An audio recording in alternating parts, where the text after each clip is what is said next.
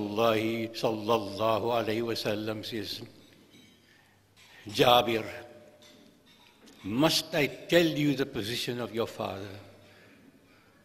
Allah subhanahu wa ta'ala spoke to him without a screen. And Allah asked him, what is your wish? What do you wish? And it shall be granted. And Abdullah says, oh my Allah, my wish is that you send me back to the dunya, that I can fight over and over in your name and become a shaheed over and over in your name. And Allah subhanahu wa ta'ala says, no. I have made a decree that whoever leaves this dunya will never come back.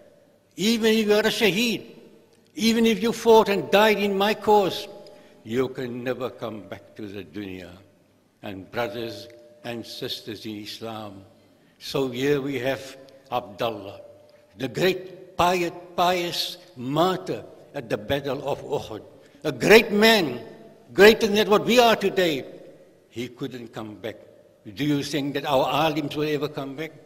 Do you think if you leave this world, you will ever come back? The greatest of person who ever lived on this earth. When Sayyidina Abu Bakr looked at him after he died, then the great companion Abu Bakr Siddiq radiallahu anhu says, Innaka mayitun wa innahum mayitun. You have died, my prophet. And they will all die, all of them, and none will ever come back to this dunya. So here we are today. We regret that we have done so little for the ulama.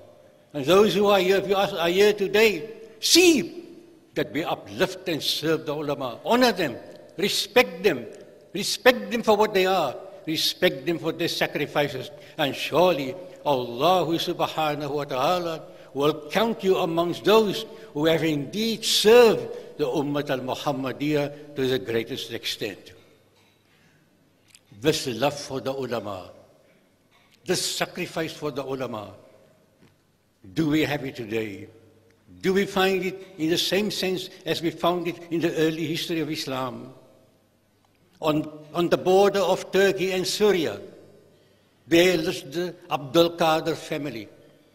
In this family, years ago, there was a member of this family who dearly loved his sheikh. And his sheikh wanted to test him. And the sheikh was a very pious person. If he asked Allah, Allah answers his call.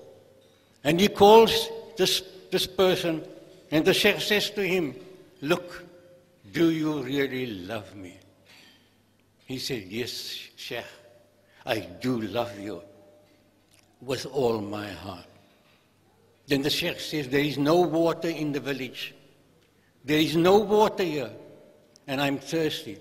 I would like to have a drink of water. Go and get me a bowl of water. And he walks and walks and walks until he came to the edge of the forest, the jungle. And he walked into the jungle, and darkness overtook him. And there in the distance he saw a light, and he walked towards the light, and he came across a hut. And in that hut was sitting this old man. And he says to the old man, I come to beg some water for my sheikh. And the old man said to him, you want water for your sheikh? I'll give you water on condition that you take out your right eye and give it to me. And he took out his right eye and he gave it to the old man to get this bowl of water for his sheikh. And on the way, he thought to himself, what is my sheikh going to ask me if he sees I've got no right eye? So he took a piece of material, a cloth, and he tied it around his head. And when he came to the sheikh asked him, why have you got this cloth around your head? So he says, oh my sheikh, while I was walking with water through the jungle, a tree scratched out my eye.